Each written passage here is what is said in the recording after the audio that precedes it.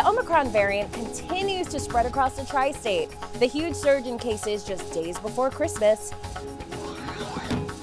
We've got another cold night ahead with a hard freeze expected in many suburbs. A Christmas celebration that's probably like nothing you've ever seen before. How Cirque du Soleil is taking the holiday to new heights. This is News 4 Now for Monday, December 20th. I'm Kay Ingram. Christmas is just days away, but growing concern about the spread of COVID is casting a cloud over holiday celebrations.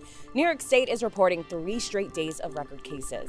Demand for testing continues to surge as people prepare to travel for Christmas.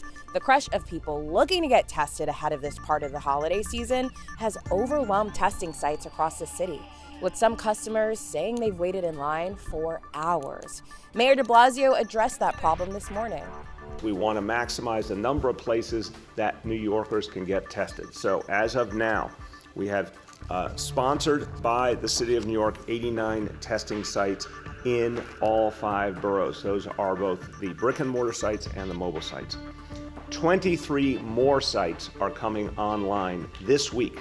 3 more mobile sites and 20 more brick and mortar sites. So by the end of this week, we're going to have 112 city-run sites. City officials will also give out 500,000 rapid tests through community groups throughout the week. Today is the deadline for private school employees across New York City to provide proof of at least 1 dose of a COVID vaccine. The mandate applies to roughly 56,000 employees at more than 900 schools in the city. City officials say it will offer vaccines to all schools, both public and private. COVID cases continue to take a toll on Broadway. About 1/3 of this weekend's shows had performances canceled because of COVID cases. Oh, I'm so mad and upset because I was taking my boyfriend and his daughter to see it, and now that's that. I guess better safe than sorry, but it's pretty disappointing to me because I really do love Broadway. I'd love to go to see more stuff, and I hope the city can do something about it to make sure that it's safe for the performers to go on. The Broadway League issued a press statement declaring that Broadway is open, despite a rash of cancellations and breakthrough COVID infections in theater companies. A new fleet of all-electric yellow taxis hit city streets for the first time today. The taxis come from a new startup called Gravity. They say their line of cabs will be made up of Ford Mustang Mach-E cars that give off 0 emissions. Inside the cabs, passengers can enjoy a panoramic roof for sightseeing and a customized display for music, videos, and selfies. The cold weather is going to stick around as we head throughout the evening and overnight hours. Taking a look at your hour-by-hour forecast. Temperatures in the mid-30s as you're heading home. Winds are going to still be on the light side, so that's good news. No major wind chills, but it's cold enough as it is. Another below-average temperature night heading into Tuesday morning. Mostly clear overnight. Then we start to see a few more clouds pushing in, and temperatures are starting out quite cold. Still chilly tonight. Taking a little temperature tour here. 20s out across Long Island for low temperatures. Same story in Fairfield County. Well below freezing, a hard freeze, in fact, in the Hudson Valley.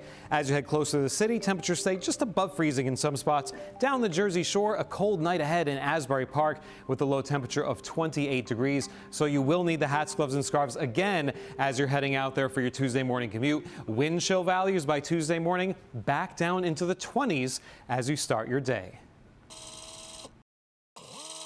For those of us here in the tri-state area, we know that it takes a lot to keep our spirits down. That's why, even as we struggle with the Omicron variant, New York Live's Lauren Scala shows us that bars and restaurant owners are keeping our spirits up by serving up food and drinks. Check it out. Harlem Restaurant Week is back, and we've come uptown to get all the delicious details for you. This is the 12th year. We've been producing Harlem Restaurant Week twice a year in the spring and the fall. And so we're super excited that we've been able to sustain it even during the pandemic. And we have over 60 businesses participating this time. So we're really excited to show everyone that the Uptown restaurant community is still thriving despite all the challenges. And you're going to show me 2 of the restaurants that are participating today. Absolutely. We are going to visit Harlem Public, which is a neighborhood favorite, and the Honeywell.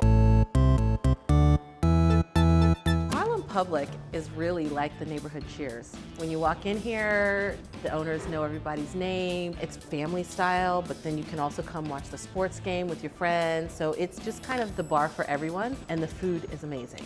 It's perfect. Get down, baby. Nicole, where is this awesome place that you have brought us now? Yes, this is one of our hidden gems here in Harlem. We are in West Harlem at the Honeywell, which is a retro 70s theme cocktail bar. What are they offering for Harlem Restaurant Week? So the Honeywell is offering a really great special. We've got a combination of their classic cocktails, their deviled eggs, which are really famous, and a choice of crostinis for $30. I'm a bourbon girl, so I love this. This is a smoked bourbon old fashioned, and you have a cucumber mezcal Moscow mule.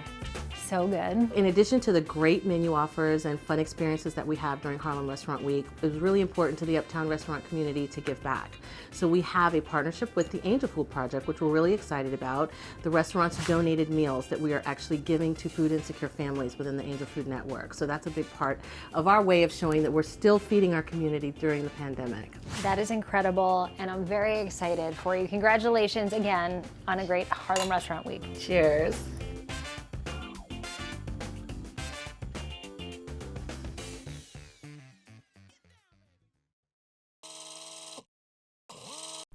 What do you get when you combine Christmas and cartwheels? How about elves and acrobats? It sounds like something from Cirque du Soleil. And if you thought so, you'd be right.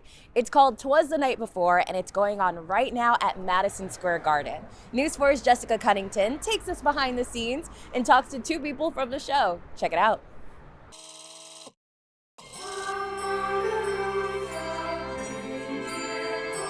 Prepare to experience 'Twas the Night Before Christmas with a Cirque du Soleil spin. There's a lot of the poetry that you'll hear that's familiar, but linked in very surprising and unexpected ways. The classic Christmas story woven together by electronic and disco beats. To bring a live performance that is irreplaceable, and we're very passionate about it because you cannot watch this kind of things on YouTube and get the same feeling. That's Masha Tarantieva on a hotel cart. This was an idea she came up with and brought to life for the show.